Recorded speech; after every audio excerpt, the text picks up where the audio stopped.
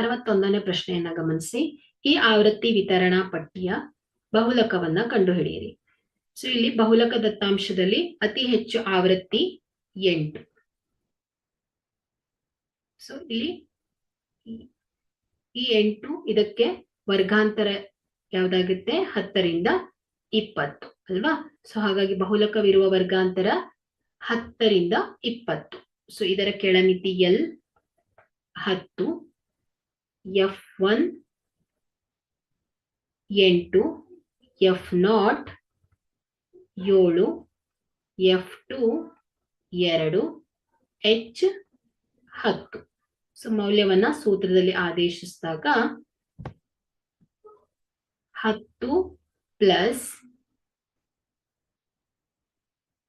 8 minus 7 divided by 2 into 8 minus 7 minus 2 into H 10 is equal to 10 plus 1 divided by 16 minus 9 7 into 10.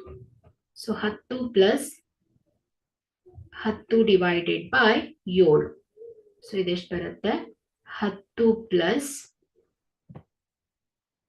1.42. So 11.42.